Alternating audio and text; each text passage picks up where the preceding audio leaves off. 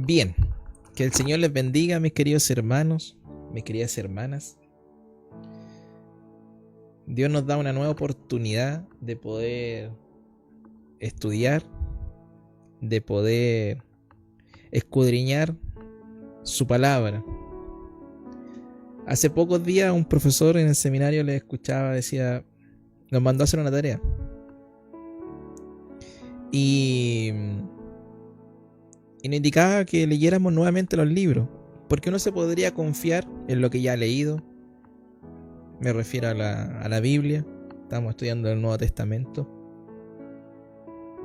Y nos indicaba que hiciéramos la tarea, pero que leyéramos, que hiciéramos el esfuerzo de leer nuevamente completamente el Nuevo Testamento y hacer una tarea que nos pida en particular. Y reflexionaba cuando nos mencionaba, decía, léalo de nuevo, porque si se quedan con lo que ya han leído, van a ver lo que Dios les habló en su momento.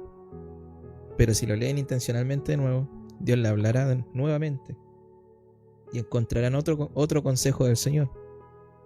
Y después van a leer nuevamente el mismo libro y aparecerá otro consejo, porque su palabra es viva, su palabra es eficaz. Dios siempre tiene algo que decirnos, Dios siempre tiene algo que hacernos corregir. Y sin duda alguna esto es de esa manera. Y este nuevo año Dios nos ha dado esta oportunidad de poder continuar con los estudios bíblicos. También me ha dado el privilegio de poder dar algunos estudios. Entonces vamos a orar para dar comienzo y poder encomendarnos al Señor para saber qué es lo que Él tiene en esta tarde para nosotros. Así que donde esté, le invito a orar junto conmigo. Padre nuestro que estás en los cielos, Dios amado, nos disponemos delante de tu presencia en este momento, Señor. Agradecemos tu palabra, Señor. Agradecemos tu amor, Señor. Agradecemos todo lo que tú nos has dado hasta acá, porque eres tú quien nos has sustentado, Señor. Eres tú el que nos has provisto. Eres tú, Señor, el que nos ama, y eres tú quien extiende su misericordia y su gracia para con nuestras vidas. Señor, en este momento te pido tu bendición, Señor, que tu Espíritu Santo, Señor, tome el control de mi vida, Señor, y de este momento, para que todo lo que podamos estudiar, podamos leer, Señor, sea completamente dirigido por ti, y que lo que podamos aprender, Señor, sea palabra tuya, Señor, porque sabemos siempre que tus consejos son de bien para nuestras vidas, Señor. Dejamos todo en tus manos, en el nombre de Jesús.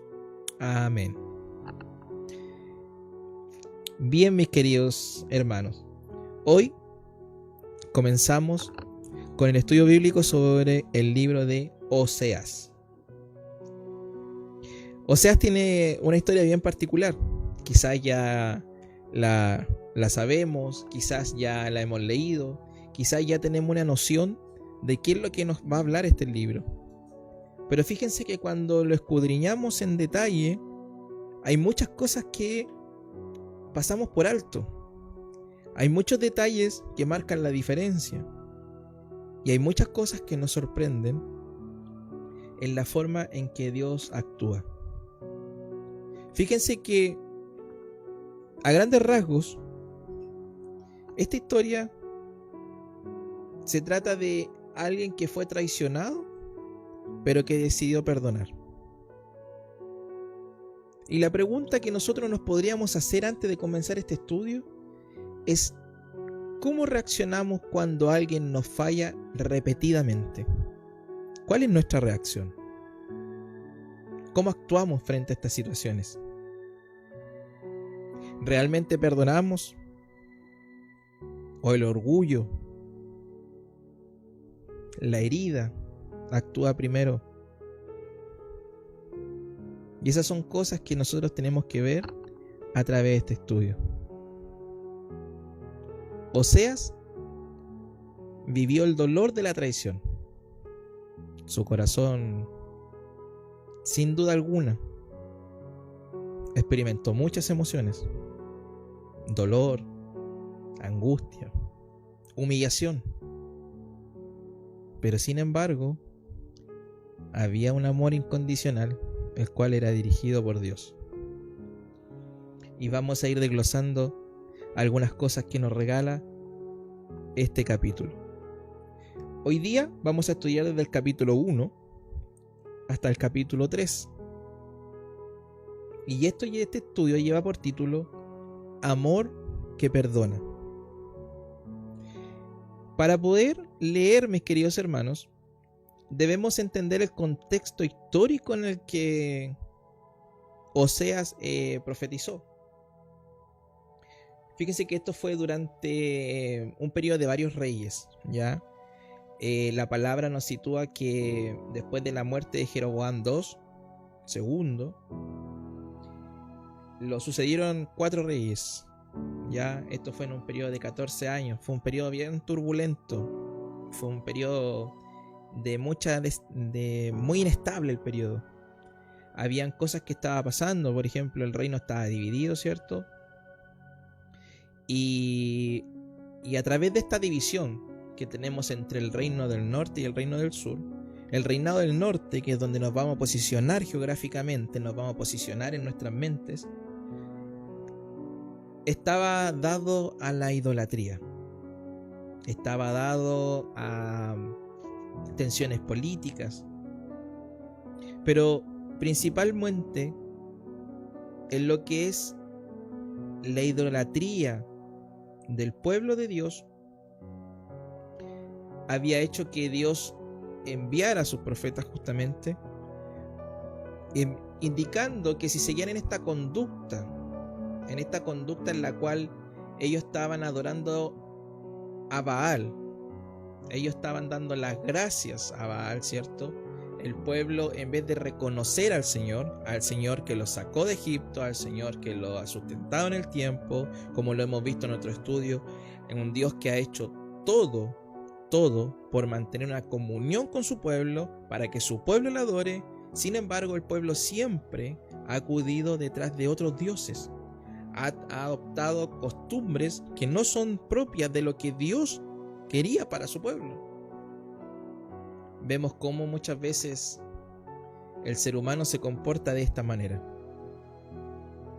Y Oseas grafica esta relación en un matrimonio.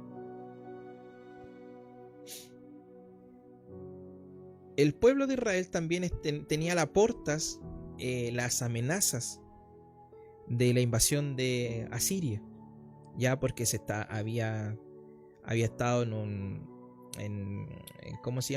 gran auge político, en un gran auge militar Asiria, y estaba sufriendo de la amenaza de la invasión de Asiria.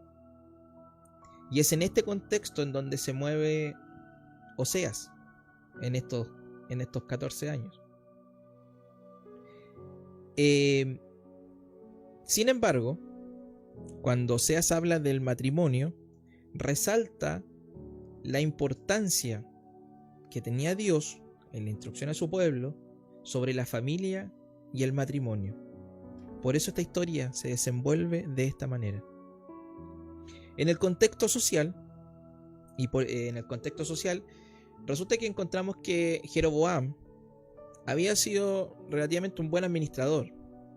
El pueblo de Israel había adquirido riquezas. Fue un tiempo de bastante providencia. Pero moralmente se había desviado. Y además, la injusticia social estaba dentro. El reinado se estaba enriqueciendo, pero dentro del reinado la injusticia estaba presente. Los ricos robaban a los pobres, los ricos se hacían más ricos y los pobres cada vez eran más pobres. No había una igualdad. No estaba representada la visión de Dios en su pueblo.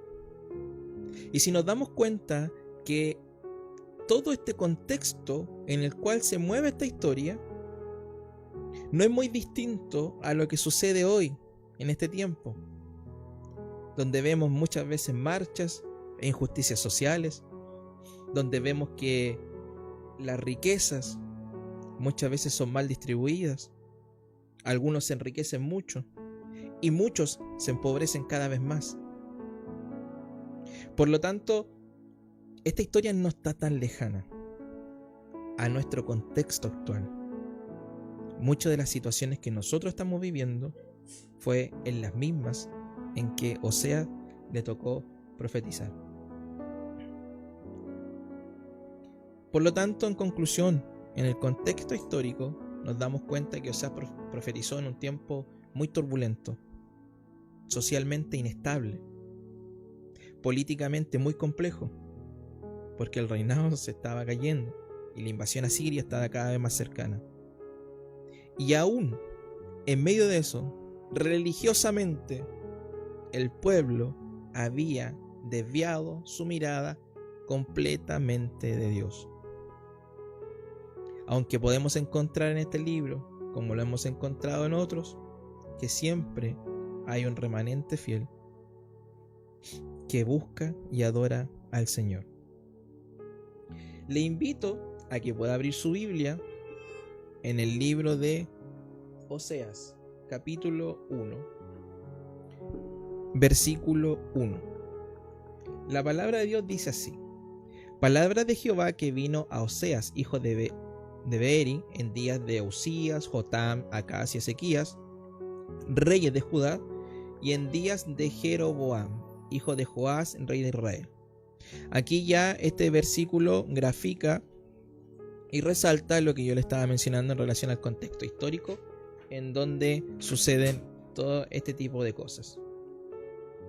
Y vamos a pasar ya de inmediato a leer el versículo 2, que dice así: el principio de la palabra de Jehová por medio de Oseas, dijo Jehová a Oseas: ve, tómate una mujer fornicaria e hijos de fornicación, porque la tierra fornica apartándose de Jehová.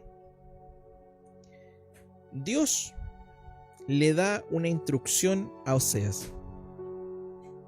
Muchas veces nosotros pensamos que la voz de Dios simplemente tiene que ser audible, si no, no es Dios. Y aquí vemos que Dios se está moviendo en medio de una instrucción. Y le dice a Oseas que tome una mujer que en la versión Reina Valera dice fornicaria.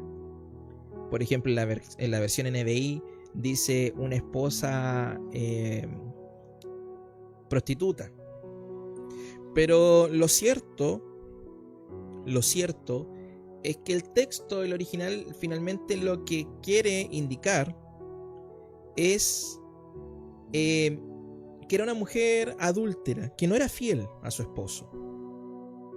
Eso es lo que quiere decir el texto, más que centrarnos si realmente era una mujer prostituta, si era una mujer fornicaria, como lo dice acá. Finalmente en el texto, en el sentido original, dice que era una mujer de fornicaciones, a lo que quiere indicar que finalmente eso hacía alusión a una mujer adúltera, porque para una prostituta se ocupaba otro término. Por lo tanto, Dios le da esta instrucción y parece complejo. Ya esta historia, cuando la empezamos a analizar, la instrucción que le da Dios a Oseas parece algo demasiado complejo, porque resulta que va en contra de los cánones de el propio Dios. Va contrario a lo que Dios había estipulado, ¿cierto?, para la sociedad de aquel entonces, que sigue siendo vigente para hoy. Sin embargo, lo que Dios le está diciendo a Oseas es que tome una mujer, porque de la misma manera su pueblo se estaba apartando de él en una misma relación de matrimonio.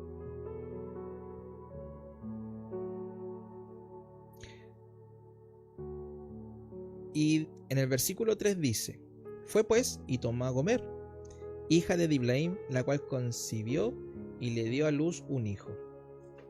Y le dijo Jehová: ponle por nombre Jezreel, porque de aquí a poco yo castigaré a la casa de Jehú por causa de la sangre de Jezreel, y haré el reino de la casa de Israel. Y en aquel día quebraré yo el arco de Israel en el valle de Jezreel. Ya vemos que la relación de Oseas con Gomer da fruto a un hijo, que sabemos que es del profeta, porque así lo dice la palabra. Le indica el nombre que le debe poner. Si no sabe qué sucedió, por ejemplo, en la matanza que se provocó, ¿cierto?, en la casa de Jehú. Eso lo puede encontrar en el segundo libro de Reyes, ¿ya? Ahí puede estudiar un poco más para saber en detalle por qué Dios está ocupando estas palabras. Pero lo primero, entonces ya tenemos por contexto que Oseas se casa con una mujer adúltera, una mujer que no le iba a ser fiel. Ese es el fondo, el sentido de lo que queremos ver en esta noche. Una mujer que Oseas sabía que no le iba a ser fiel y el riesgo que provocaba casarse con ella. Sin embargo, siguiendo la instrucción de Dios, se casa. Además, esta mujer, representando, ¿cierto?, al pueblo, era una mujer la cual también adoptaba con las costumbres del pueblo y también estaba en idolatría. Y mis queridos hermanos, qué importante es este punto, porque finalmente Dios constantemente nos está hablando de la idolatría, y la idolatría tiene que ver más allá de adorar simplemente una figura. La idolatría tiene que ver algo más allá que encender una vela y encomendarse a una figura de yeso, a un palo de madera o a lo que sea. Tiene que ver algo más allá que algo religioso. La idolatría, mis queridos hermanos, en palabras sencillas, se define por cualquier persona o cosa que le quite el lugar a Dios. Eso es idolatría, sencillamente. Y nosotros pensamos que porque no tenemos alguna figura, porque no encendemos una vela, muchas veces no estamos cayendo en idolatría. Mis queridos hermanos, usted se conoce y Dios le conoce. ¿Hay algo en su corazón que ocupe el lugar de Dios? ¿Hay algo en su corazón que desplaza a Dios? Cuando nos enfrentamos a la pregunta si amamos a Dios, la mayoría de los cristianos decimos que sí, que amamos a Dios. Pero en nuestra relación con Dios, ¿Él ocupa el tiempo necesario? ¿El tiempo que se merece? Mis queridos hermanos, hoy, en este tiempo, aún sigue existiendo idolatría. Y hoy día nosotros podemos encontrar la idolatría, por ejemplo, en las redes sociales. ¿Pasa más tiempo usted en su celular mirando redes sociales que lo que se comunica con el Padre? Hoy día hay idolatría al dinero. ¿Pone usted su confianza más en los números que pueda tener en su tarjeta, en su cuenta, en los billetes que pueda cargar en su bolsillo, que en lo que Dios puede hacer? Podemos tener idolatrías por las personas. ¿Ama más usted a su esposo, a su esposa, a sus hijos que a Dios? ¿Los antepone a ellos antes que Dios? Todo ese tipo de conductas, mis queridos hermanos, vienen siendo idolatría. Y la palabra, llevándola a este tiempo actual, nos damos cuenta que realmente muchas veces el pueblo de Dios sigue estando en idolatría, porque no le damos el lugar que le corresponde a Dios. Ni siquiera es el lugar que se merece, es el lugar que le corresponde a Dios. Por lo tanto, uno de los primeros principios que ya podemos extraer de los primeros versículos es que nos examinemos. El llamado del Señor es a examinar nuestros corazones y ver qué lugar ocupa el Señor.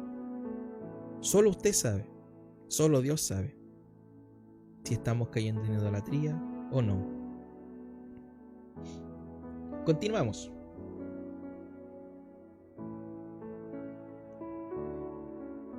Versículo 6. Concibió ella, Gomer, otra vez y dio a luz una hija. Y le dijo Dios: ponle por nombre Lo-ruhama, porque no me compadeceré más de la casa de Israel, sino que los quitaré del todo. No compadecida, el nombre de la segunda hija. Aquí ya está en duda si la segunda hija era de Oseas o no. Porque la mujer, recordemos que era infiel, era adúltera, estaba con Oseas, se iba de él, volvía, podía estar así. Y lo vamos a ver en el próximo capítulo. Pero no compadecía. A través de esto también hay un mensaje para el pueblo. Hay una advertencia de Dios hacia el pueblo que le está siendo infiel. Versículo 7. Mas de la casa de Judá tendré misericordia y los salvaré por Jehová su Dios. Y no los salvaré con arco, ni con espada, ni con batalla, ni con caballos, ni con jinetes.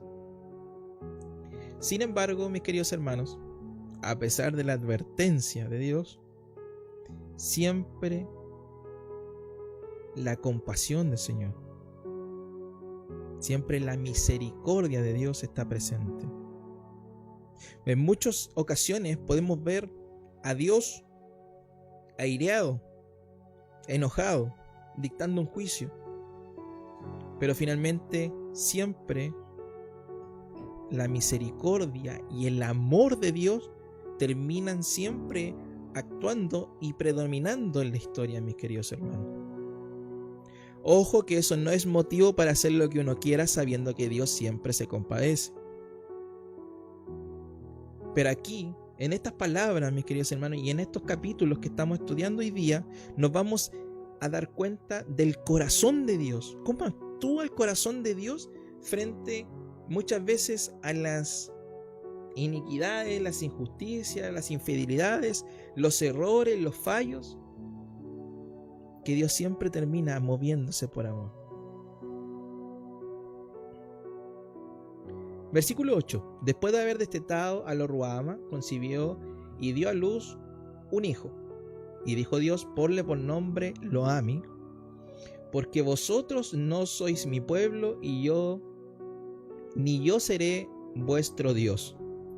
Mis queridos hermanos, aquí ya tenemos, si le pone por nombre que no son mi pueblo, lo más probable es que esa hija, o sea, ese hijo que haya nacido, este tercer hijo, ya no sea de Oseas, sino que sea producto de las infidelidades, ¿cierto?, de esta mujer que iba detrás de sus amantes. Sin embargo, a pesar de que Dios está indicando que no será el Dios, fíjense lo que dice, versículo 10. Con todo será el número de los hijos de Israel como la arena del mar, que no se puede medir ni contar. Y en el lugar de donde les fue dicho: vosotros no sois mi pueblo, les será dicho: sois hijos del Dios viviente. Y se congregarán los hijos de Judá y de Israel, y nombrarán un solo jefe, y subirán ante la tierra, porque el día de Israel será grande. Mis queridos hermanos, aquí Dios está reafirmando la promesa que le había dado a Abraham. Vamos a avanzar al capítulo 2, porque aquí tenemos unos puntos bastante importantes que tenemos que mencionar. Dice así, versículo 1. Decid a vuestros hermanos Ammi y a vuestras hermanas Ruhama.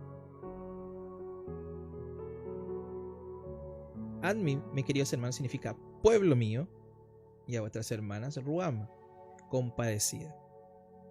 Finalmente, Dios está indicando que cuando restaure su pueblo, ese pueblo será de él por la compasión que él tiene hacia las personas, hacia la creación, mis queridos hermanos. Dios siempre ha estado dispuesto a perdonar. Dios siempre está llamando al arrepentimiento. Dios siempre está llamando a cambiar nuestro caminar. Lo que sucede es que muchas veces el pueblo toma su propia voluntad, busca sus propios beneficios. Muchas veces quizás busca el camino más fácil, o pone la confianza donde no la debe colocar.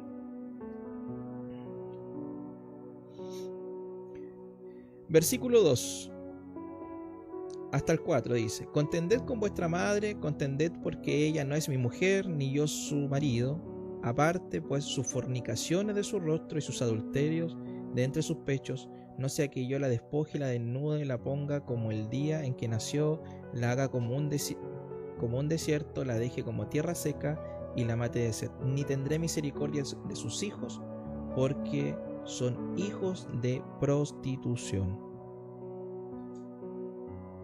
Aquí, lo que Osea le está mencionando es que esta mujer ya está actuando de manera desvergonzada. Esta mujer bien poco le importa lo que pueda estar sucediendo, lo que pueda estar provocando, lo que otros puedan estar hablando. En la prioridad de su corazón son sus placeres, sus deleites, que son instantáneos, el gozo que le pueda provocar, que es momentáneo, y va detrás de eso. Versículo 5. Porque su madre se prostituyó, la que los dio a luz se deshonró, porque dijo: iré tras mis amantes, que me dan mi pan, mi agua, mi lana y mi lino, mi aceite y mi bebida. Esta mujer, lo que nos muestra un poco aquí ya el relato, de repente a ratos se puede hacer un poco complejo entender cuando está hablando Oseas, cuando está hablando Dios, pero sin embargo son los hechos lo que realmente queremos ver en esta tarde. Esta mujer volvía quizás a su casa con Oseas, y sin embargo ella se iba tras sus amantes, porque allá, como les decía, encontraba un placer momentáneo, se satisfacen sus necesidades, disfrutaba, quizás lo pasaba bien, pero todo eso era momentáneo, porque en algún momento eso pasa la cuenta. En algún momento llega el momento de reflexión en donde el vacío sigue existiendo, donde el pecado trae la amargura, y en donde un corazón jamás va a florecer, jamás va a ser feliz, jamás va a estar en paz. Versículo 6. Por tanto, he aquí, yo rodearé de espinos su camino, y la cercaré con seto, y no hallará sus caminos.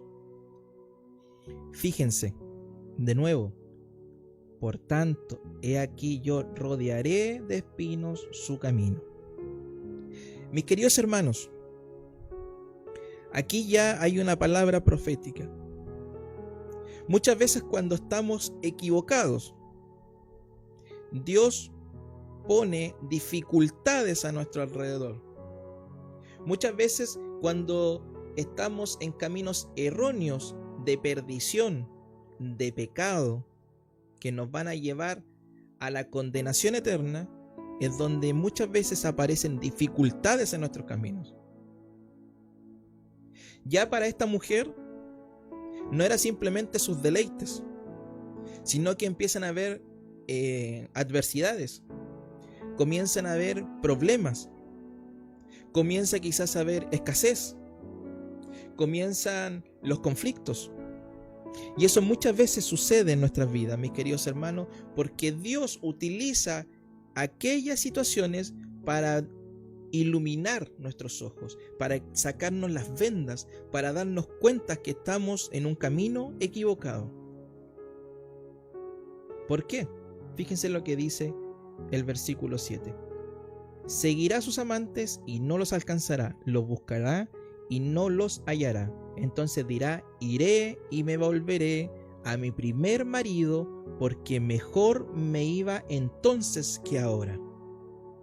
Como les digo, las situaciones que van ocurriendo frente a nosotros, los problemas, las enfermedades, la escasez económica y un sinfín de situaciones que podría estar enumerando, mis queridos hermanos, Dios la utiliza para poder sacarnos las vendas de los ojos. Esta mujer comenzó a vivir estas situaciones. Y sin embargo, al darse cuenta de lo que está pasando, prefiere y quiere volver donde su marido, Oseas, porque ahí estaba mejor. Y fíjense lo que dice el versículo 8. Y ella no reconoció que yo le daba el trigo, el vino, el aceite, y que le multipliqué la plata y el oro que ofrecían a Baal. ¡Qué tremendo! Porque, hermanos, la escena que estamos viendo aquí es que esta mujer se iba detrás de sus amantes y al amante que tuviera de turno. Podía estar en la casa de X persona. Y cuando leía esto me imaginaba la siguiente escena. Oseas yendo al mercado y encontrándose con el amante con que la esposa estaba en aquel entonces. Y él pasándole las cosas al amante. Le pasaba el aceite, el vino, la plata, el oro, para que su esposa estuviera bien, tuviera lo necesario. Mis queridos hermanos, cuando analizamos esta situación y ya la llevamos al contexto de Dios, nos damos cuenta que Gomer somos nosotros. Gomer somos todos aquellos que cometen infidelidades hacia Dios. ¿Por qué? Porque esta mujer confiaba en que eran los amantes quienes le estaban dando el sustento, el alimento y el dinero. Sin embargo, jamás reconoció y no se dio cuenta que quien estaba dando el sustento era su esposo. Muchas veces en nuestras vidas nosotros nos confiamos de nuestro trabajo, nos confiamos del dinero que ganamos, nos creemos autosuficientes y no nos damos cuenta que aun cuando estamos fallando, quien nos está dando el sustento, quien nos está dando el abrigo, quien nos está dando el alimento, sigue siendo Dios. Sigue siendo Dios, mis queridos hermanos. Porque si bien a lo mejor estamos en caminos equivocados, desviados, alejados de la visión de Dios, es Él el que le sigue dando una oportunidad laboral, es Él el que le sigue dando el físico para poder ir a trabajar, es Él el que le sigue dando el aire para respirar. Y nosotros en un camino equívoco, pensando en que son nuestras capacidades, pensando en que nuestra autosuficiencia, pensando en que como yo estudié, tengo un buen trabajo, tengo un buen pasar y no necesito del Señor. Ese pensamiento lo tenía Gomer, porque jamás se detuvo un minuto a analizar que quien le estaba dando el sustento era su marido. De esa manera que el marido en esta relación con la iglesia es Dios. Mis queridos hermanos, no pongamos nuestra confianza en nosotros. Levantemos nuestra mirada, analicémonos un momento, démonos cuenta que no somos nada, que nuestra dependencia es de Dios, que lo que hemos tenido hasta acá es de Dios, que las situaciones difíciles que han sucedido las ha provocado Dios para abrir nuestros ojos, que el trabajo lo da Él y todo lo necesario para esta vida.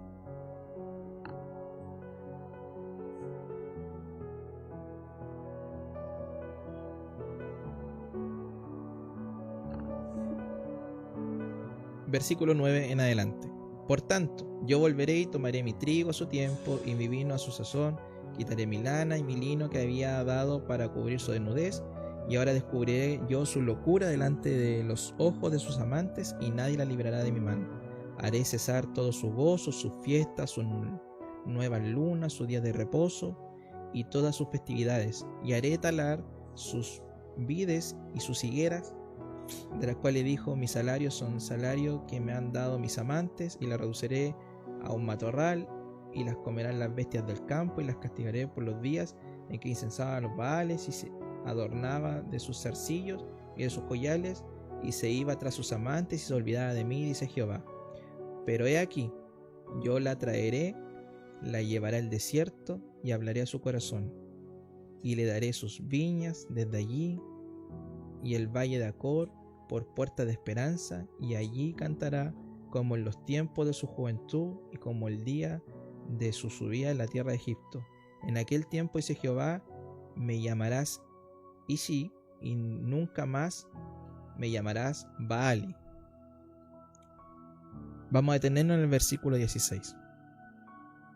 En resumen de lo que leímos recién, Dios dice que la llevará al desierto,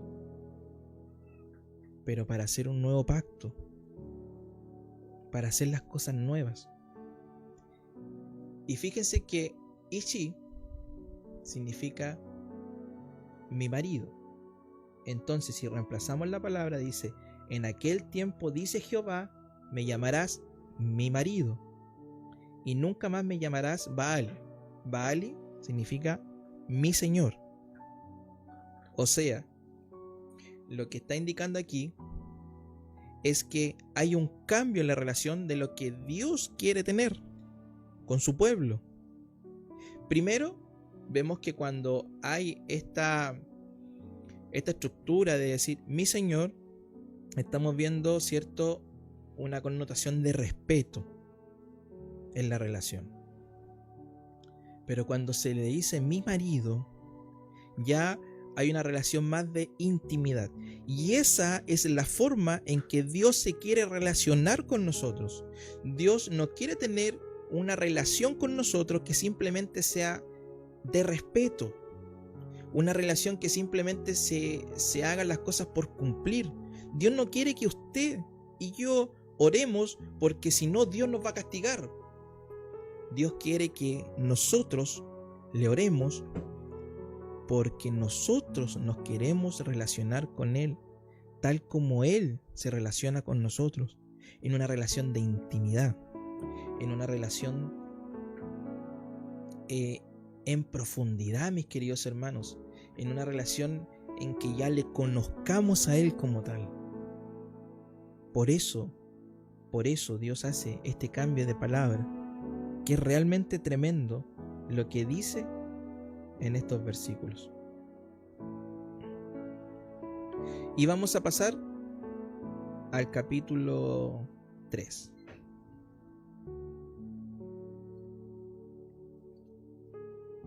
Esta mujer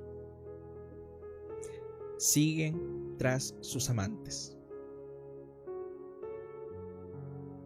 Anda por ahí y fíjense lo que sucede en este capítulo. Me dijo otra vez Jehová: ve, ama a una mujer amada de su compañero, aunque adúltera, como el amor de Jehová para con los hijos de Israel, los cuales miran a dioses ajenos y aman tortas de pasas. Versículo 2. La compré entonces para mí por 15 siclos de plata y 1 homer y medio de cebada. Cuando buscamos en la Biblia, en la palabra del Señor, encontramos que en Éxodo y Ezequiel, si no me equivoco, que el valor de un esclavo, más o menos, eran 30 siclos de plata. Ese era el valor. ¿Qué indicaba el valor? El valor tenía que ver con la salud, en las condiciones en las que estaba el esclavo. Pero ambos pasajes nos indican que el precio en aquel entonces eran 30 siclos de plata. Y la mujer de Oseas estaba en un mercado, en exhibición, a 15 ciclos de plata. Entonces se da cuenta a qué punto había llegado esta mujer por ir detrás de sus deleites, por ir detrás de sus pasiones, por ir detrás de lo que su corazón pecaminoso le estaba indicando que hiciera, y no bajo la voluntad de Dios, no respetando la palabra de Dios.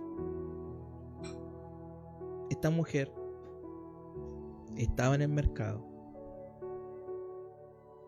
La escena, Oseas entrando en el mercado de esclavos, viendo a su mujer como otros hombres eran parte de la subasta. Se da cuenta primero la humillación que tiene que haber sentido Oseas al entrar a aquel lugar, viendo a su esposa en una condición deplorable, en una condición que él jamás imaginó, en una condición en la cual él no quería que estuviera. Pero la mujer, por tomar sus propias decisiones, había llegado hasta ese punto, a ser humillada en público, exhibida, que la gente hablara y que algunos estuvieran dispuestos a comprarla para seguirla humillando, utilizando y haciendo de ella quizás qué cosas. Pero esa mujer, recuerden que es Gomer, y que Gomer es el pueblo de Dios. Mis queridos hermanos, ¿cómo se habrá sentido Dios? ¿Cómo se sentirá Dios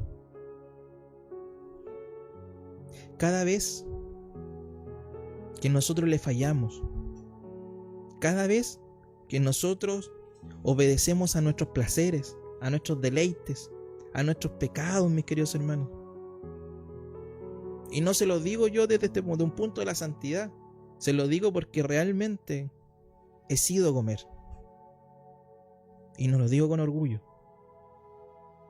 Porque muchas veces nos impacta esta historia. No le encontramos explicación. No le encontramos explicación por qué Dios hace pasar a esto a Oseas.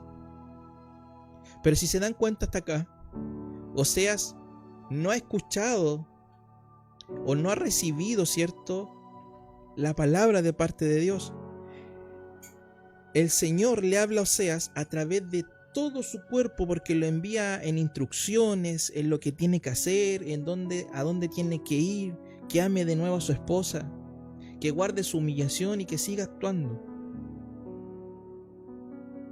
Es un punto para notar, porque cuando no sabemos reconocer la voz de Dios, ahora sí ya podemos saber que Dios no solamente nos va a hablar por una voz audible, Dios no solamente nos va a hablar a través de su palabra, sino que muchas veces hay situaciones en las cuales Dios nos permite vivir para también hablar a nuestras vidas.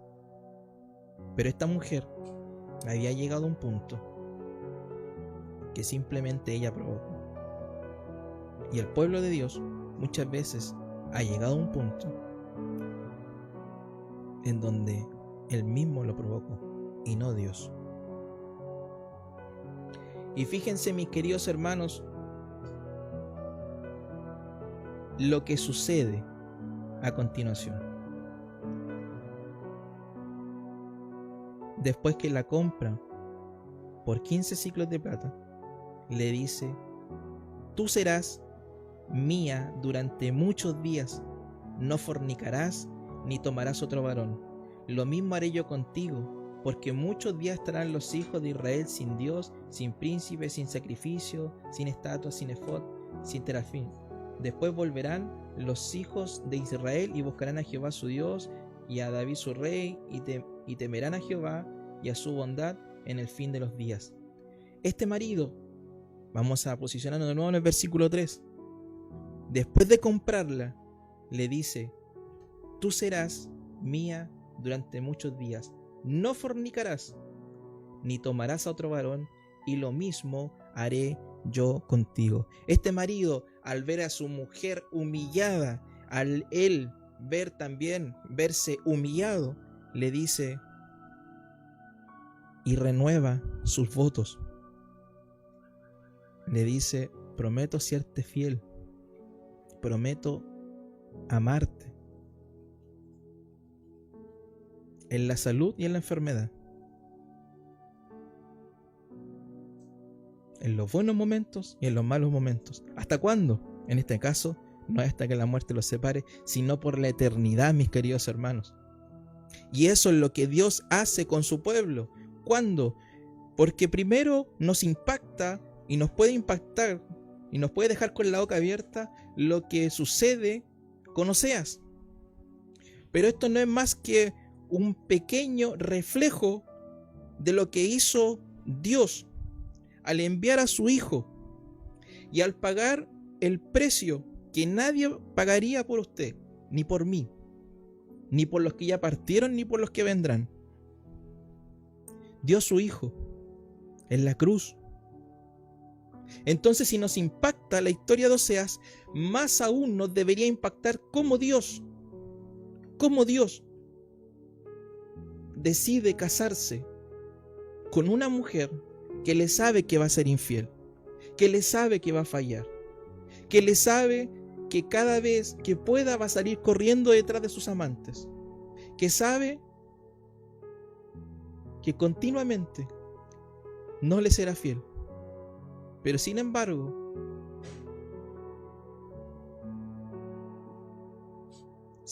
mis queridos hermanos, él decide hacerlo y amarla. Y cada vez que la encuentra le dice: te seguiré amando. Te prometo serte fiel.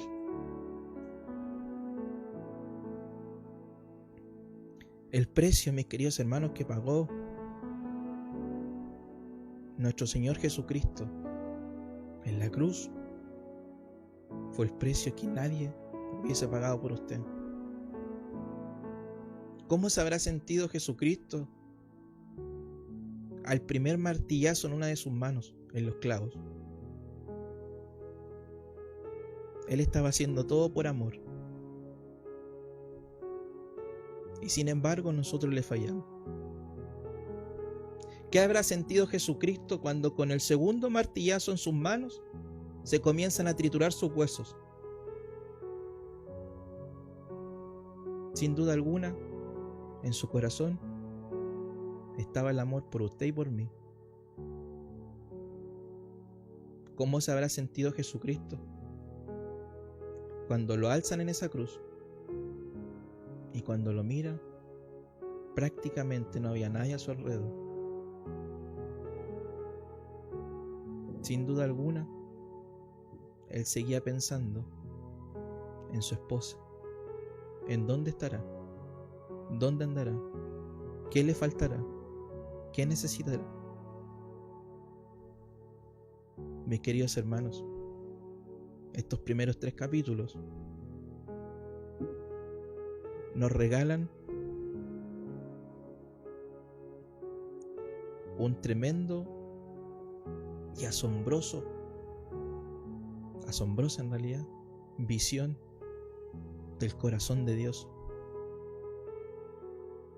del amor que Él tiene por nosotros. No sigamos en idolatrías. No sigamos en idolatrías, mis queridos hermanos.